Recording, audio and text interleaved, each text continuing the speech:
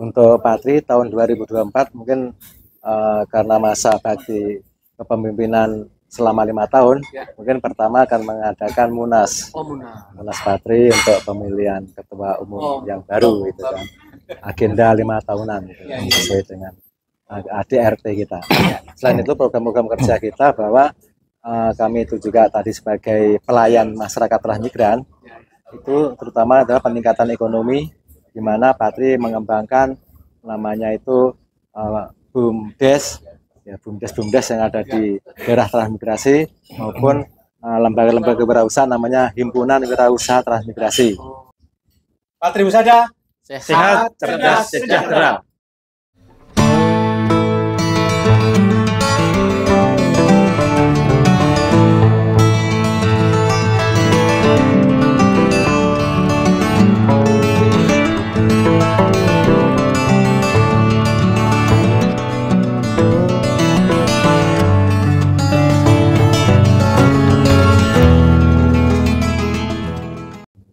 Assalamualaikum warahmatullahi wabarakatuh, Sobat Biomed. Alhamdulillah kembali Biomed TV.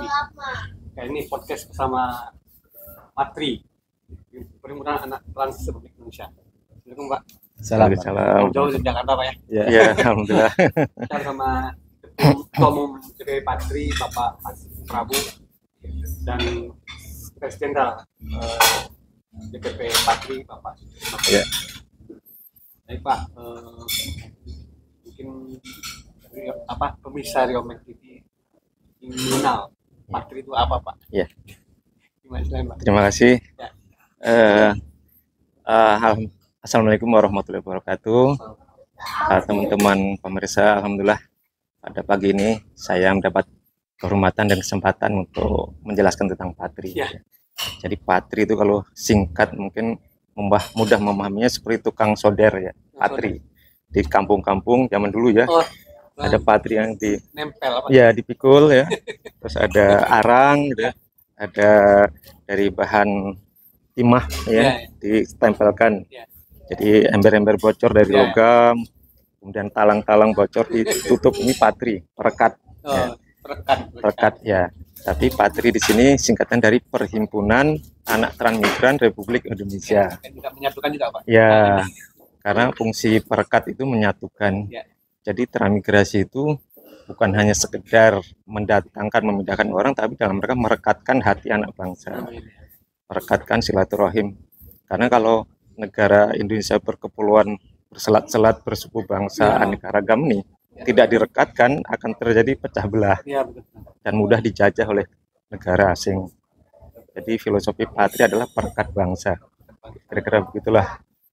Nah, Patri ini berdiri tanggal 16 Februari 2004. Jadi sekarang ini pas usianya 20, nanti tanggal 16 Februari ini 20 tahun. Ya. Jadi sebagai ormas yang anggotanya dari Aceh sampai Papua. Pokoknya yang lokasi-lokasi teran itu ada anak teran itu namanya organisasi Patri. Ya. Kira-kira demikian singkatnya. Ya. Terus Pak, kira-kira apa Pak? Ya, program-program itu Pak? Iya. Iya. Karena Patri ini adalah dalam rangka mendukung program pemerintah pemerataan pembangunan, tentu seluruh aspek pembangunan juga menjadi bagian kegiatan Patri. Ya. Jadi saya dari DPP membuat ada 12 sinergi relasi strategis Patri ya. Dari sejak bela negara, karena Patri yang di perbatasan kan dalam rangka menjaga perbatasan bela negara. Patri yang dalam rangka mengolah lahan-lahan kosong terlantar itu bagian dari reforma agraria. Patri yang turut membangun daerah, meningkatkan pengembangan wilayah, misalnya sekarang ada 114 kabupaten yang dulunya daerah transmigrasi. Ada 3 provinsi baru ex pengembangan transmigrasi, seperti Kalimantan Utara, seperti di Sulawesi Barat, seperti juga di Papua Selatan itu daerah dulu trans yang berkembang karena dukungan transmigrasi. Termasuk sekarang IKN juga daerah transmigrasi. Dari pertanian juga lumbung-lumbung daerah pertanian di luar Jawa rata-rata dulu daerah transmigrasi. Termasuk juga pengembangan wilayah, termasuk juga dalam pemerataan tenaga kerja. Juga dalam rangka juga yang paling penting adalah menyukseskan politik bangsa, karena Patri itu warganya cukup banyak, ada kurang lebih 10 juta kakak ya, atau mungkin 40-an juta menyebar di Indonesia. Itu adalah potensi-potensi untuk turut menyemarakkan proses demokrasi di Indonesia. Itu antara lain. Maaf Pak Dirjen, Ya, apa kira-kira program 2024 atau ya, terima kasih. siapa Dirjen? Terima kasih.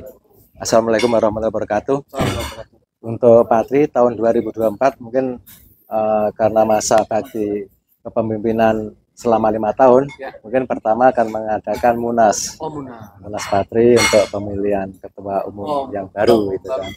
Agenda 5 tahunan gitu, sesuai dengan ADRT kita. Selain itu program-program kerja kita bahwa kami itu juga tadi sebagai pelayan masyarakat transmigran, itu terutama adalah peningkatan ekonomi, di mana Patri mengembangkan namanya itu BUMDes, ya BUMDes yang ada di daerah transmigrasi maupun lembaga-lembaga kewirausahaan namanya Himpunan Wirausaha Transmigrasi. Ya, itu di bawah naungan nanti ada koperasi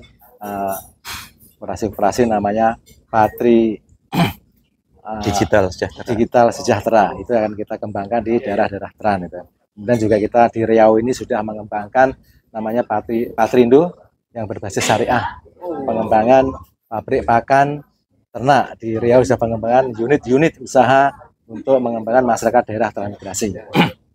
Selain itu secara nasional kita kerjasama dengan Kementerian Desa, PDD dan Transmigrasi untuk mengembangkan ekonomi di daerah namanya itu KTM, Kota Terpadu Mandiri Transmigrasi. Itu ada beberapa skala prioritas di sana, itu nanti bagaimana kita mengembangkan ketahanan pangan seperti di IKN itu ada si hinterlandnya itu ada namanya itu KTM tadi untuk pengembangan pendukung pemenuhan kebutuhan pangan di IKN misalnya.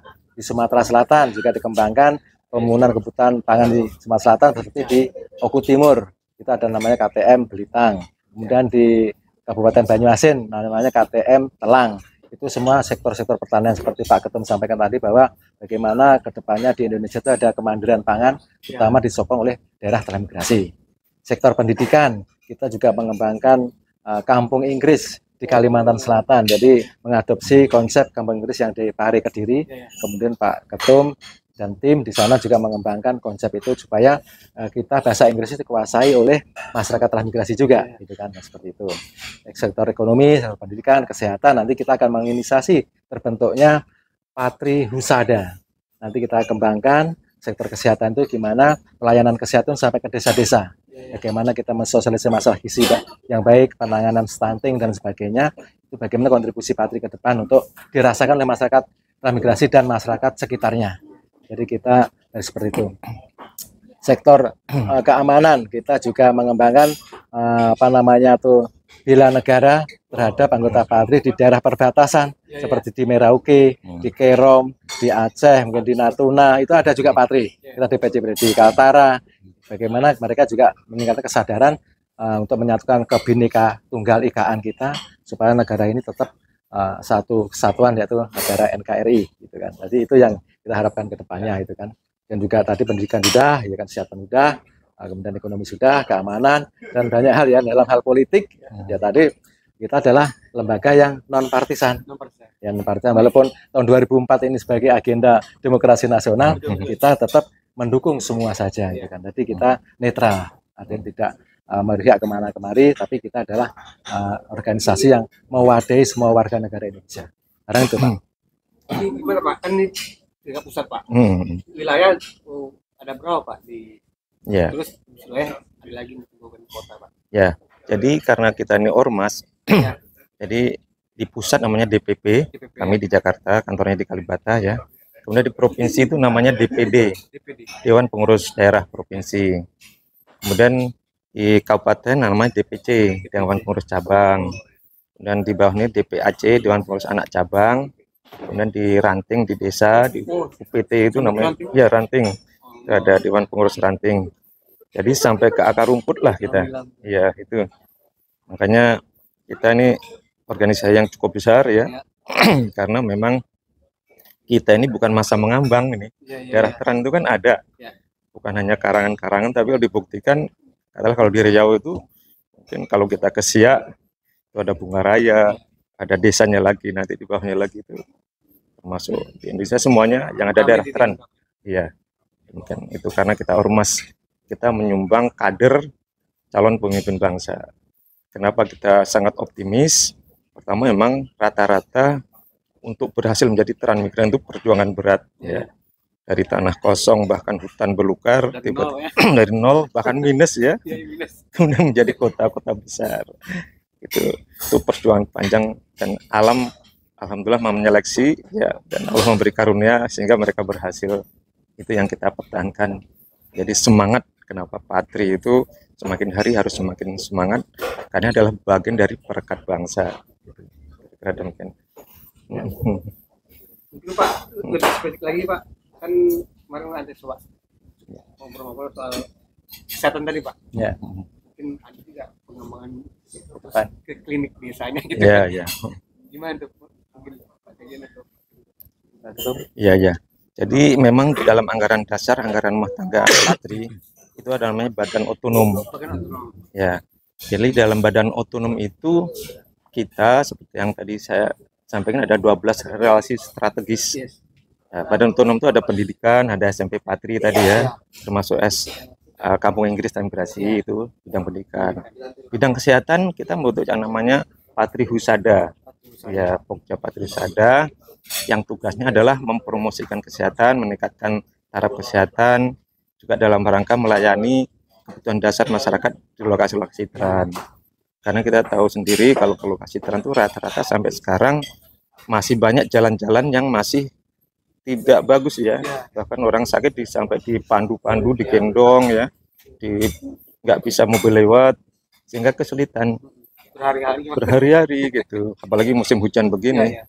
Jadi sehingga dengan adanya Pokja Patri Husada ini harapannya nanti warga tran itu dilatih keterampilan minimal untuk mengobati diri sendiri ya. Kemudian juga dalam rangka mengembangkan layanan kesehatan sehingga kalau masyarakat sehat, partisipasi pembangunan semakin bagus, pekerjaan semakin bagus, dan produktivitas akan meningkat. Kira-kira begitu. Sinergitas dengan pemerintah gimana Pak? Ya, Ada? ya. Patri memang sejak awal itu memang harus bersinergi dengan pemerintah. Karena sejarahnya ketika Patri lahir 16 Februari 2004 itu juga difasilitasi oleh kementerian dulu Departemen Nakertran zaman Pak Yakub Nuwawea. Jadi mengapa Patri harus dan disupport oleh kementerian? Karena setelah era reformasi itu jadi hubungan antara pusat daerah itu kan berbeda ya, dulu kan ada departemen, ada kanwil ya, kemudian sekarang nggak ada. Jadi dinasnya itu anak buahnya kepala daerah, sehingga dia secara hierarki tidak langsung pada menteri kan, tapi lapornya pada gubernur. Sementara permasalahan tran itu siapa yang menjadi perwakilannya kan gitu. Kalau misalnya buruh ada SPSI, kalau guru ada PGRI. Nah kalau tran yang jutaan ini siapa wadahnya, penyalurnya? Maka Patri itulah jadi perwakilannya, sehingga dan perlu digarisbawahi bahwa transmigrasi ini bukan program liar, ini bukan penduduk liar malam-malam datang menyerobot, bukan, tapi oleh pemerintah nih ada undang-undangnya, sehingga pemerintah merasa penting Patri adalah mitra pemerintah strategis. Kira-kira demikian. Ya. Ini Pak, alhamdulillah sudah panjang. Mungkin ada closing statement Ya, betul.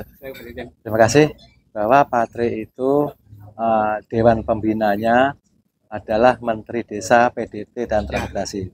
Kami berkantor di komplek kementerian tersebut. Artinya memang kita bagian daripada pengembangan pemerintah yang dilakukan oleh Kementerian Desa, PDT, dan Transmigrasi.